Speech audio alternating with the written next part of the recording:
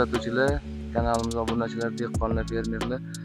Mana bugun 7-iyul 25-yil. Biz Andijon viloyatidamiz. Zafar akani maydonida bitta FL 67 bilan 27 3 gektardan ekilgan ekan.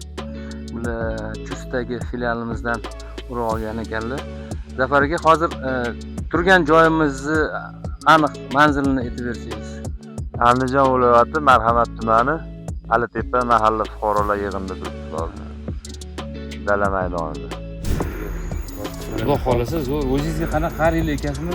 Makka jo'xori ekib yurarmidingiz? Oldingi ekkanlar urug'laringizdan qanaqa taassurotingiz?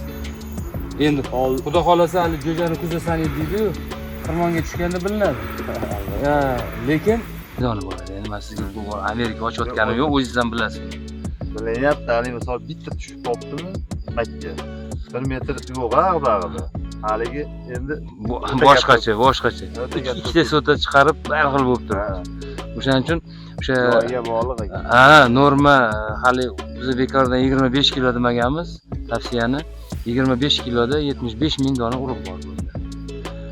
O'sha Xitoyda o'zida 68 mingta ekar ekan, eng ko'p. 68 ming dona ekib 90 tonnadan kam olmaymiz.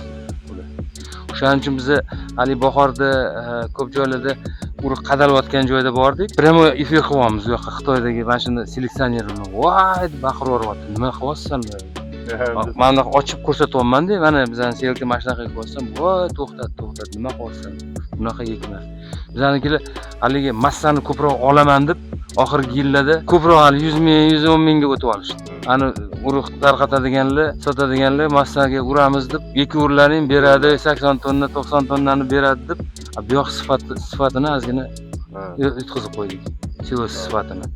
Qancha o'sha dona o'ziga kelib, dona to'liq bo'lib, vaqtida o'rsangiz, siz silosingiz ham sifatli bo'ladi. Ertaga yegan molingiz ham baraka topadi, o'zingiz ham baraka topasiz, molingiz ham kerak bo'lsa yem ham yedirmaysiz. Siz o'zingiz mol chorvangiz bormi yo silos sotasizmi? Endi o'zimni ham olaman, ochishni sotasiz. Menga ko'plik qiladi. O'z necha yildan beri Makka ekasiz? 3-4 yil bo'lib qoldi. Yangi dehqonman. 3-4 yil bo'lgan bo'lsa, o'sha ekkan makkalaringizni ichida, urug'larning ichidagida qanaqa endi bizani urug'imiz bilan o'sha nimasini aytib bering sizga. Ko'zingizga ko'ringan raznisalar. Endi hozircha menga eng yaxshi shu bo'lib turibdi aka. Endi doim shundan ekaman deb niyat. Xudo xolasa. 67-27. Chunki ko'p ham hali bir yil vaqtim bo'lib, vaqtida ishlov berdim. Mehr qila olmadingiz. O'zim aytgan darajada hali mehr. Qancha o'g'it berdingiz? 300 kilo dori bilan qolib ketdi. Selitra karbamid?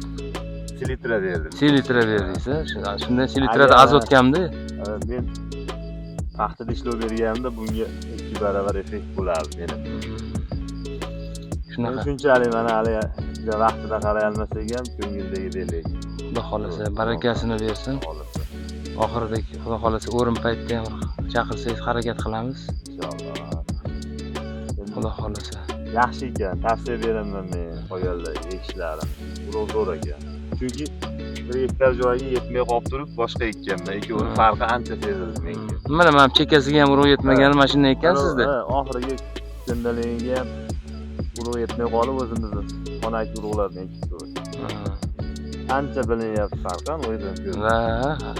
Xudo xolasa mana o'g'itni ham kam beribsiz. Nechta suv ichdi endi mana shu kungacha? Endi 4-suvini ochdim. 4-suvi. 15-suvdan hisoblagan. 15-aprel bo'lsa, 15-may, iyun. Mana iyul ham 90 kunda 4 ta suv, hozirgi paytga bir 6 ta suv ichgan bo'lish kerak. Endi bizni joylarimiz zakkashligiga. Uni ham hisobga olasizlar. Shunda yaxshi. Lekin suvdan qolganligi bilinmayapti. Yo'q. Suvdan qolgani bilinmayapti. O'simlik oziqani ham menimcha yeringiz ham boniteti kuchliroq yerlardan berilgan. Oldin nima ekilgan? O'tgan yillar. Oldinda makka ekilgan. Necha yildan beri bitta joyda makka ekilyapti? 2-3 yildan. 2-3 yildan. Mana shu ham qarovsiz men bu o'begiga dori sepganimda ham bir makka bir to'xtab oldi. Ancha qalin sepdim. To'xtaydi. Gerbitsid o'ta qalin sepdim. Chunki bo'lmay ko'pida bitta. Bu ham ta'sir qiladi. Bir o'shanda bir 15 kun uxladi makka.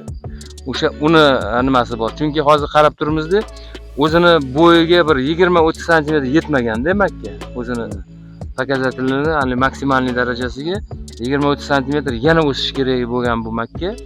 Endi gerbitsid to'xtatgan. Birinchidan oziqa ham 350 kilogina berdim deyapsiz. Hozirgi yerlarga 350 kilo o'zingiz ham bilasiz. Ozroq. Keyin boshqa fosfor, kaliy hech narsa bermagan. Yo'q. Mana обязательно yerga ishlov berayotganda bir 150-200 kilo fosfor bilan yer haydash kerak kuzda iloji bo'lsa. Biz ham Kuzda. juda oz miqdorda berganmiz. Boshqa ekkanmiz. Bargidan hech narsa bermadingiz suspenziya? Yo'q, faqat Siz vashi rekord qo'yib yuboribsiz bu o'zi oziq qilib. zahar sepib yubormadida shu. O'sha zahardan keyin ustidan bargidan anaqa sepsangiz, suspenziya qilib sepsangiz, o'sha zaharni olib makkani to'xtatmaydi. O'sib o'zi Rakib kirmaydigan bo'lib o'sib ketib qoldi-da, ulgurmay qoldi. Bir значит yeringiz ham yaxshi yer ekan. Shu ko'rsatkichlar bilan shunaqa anaqaga natijaga yetyapsiz, xudo xolasa. Zo'r bu. Juda zo'r, xudo xolasa. Xudo xolasa. Nashimni ekamiz doim. Bu yana bir 10-15 sm o'sadi yana. Mana shu suvingizdan keyin ko'rasiz o'zingiz ham. Yana bo'g'in orasi uzayadi, yana o'sadi bu. Xudo xolasa. Xudo xolasa. Barakasini bersin, aka. Shu barakasini bersin Alloh sizlarga. Yana 15 kun 20. Ha, bor. Hali 15-20 kun bemalol bor. Suvdan chanqattirib qo'ymasangiz, pastki baylaringiz ham qurib qolmaydi. U ham massaga uradi, ertaga silos sifatiga ta'sir qiladi. Hozir yana pishguncha yana to'g'ri mana shu shekilli. Va yana mana shu suvdan keyin issiq ham qattiq kelyapti-yu. Keyin suvni bo'ktirmasdan bering. Shu haydadingiz, oxiriga yetib to'xtating. Yana 4-5 kun o'tdimi, yana bitta haydang, yana to'xtating. Iloji bo'lsa kechasiga suv bering. Salqin paytda. Salqin paytda. Ham issiqda suv turmasin. Dimlanadi, bo'kiradi, hali ispareniya bo'lib issiq uradi badaniga. Yarim belagacha, keyin ertaga baylar qurishni boshlaydi. Keyin u hali zang kana kasalini rivojlanishiga zo'r muhit bo'ladi. Ko'pchilik mana shu oxiriga kelganda zang kana tushirib qo'yadi. O'shani hisobiga suv dimlanib qoladi, ispareniya tepaga uradi. U muhit zang kasalini rivojlanishiga juda zo'r muhit. Shuning uchun birdaniga voy deb qolishadi. Baylarim quryapti, baylarga bir narsa tushib ketdi. O'shanga ahamiyat berish kerak. Sug'orish. Sug'orish jarayonini kechasiga bersa, bo'qittirib berish kerak emas. Bo'g'oziga chiqib ketmasin. Biz harakat qilamiz kelish.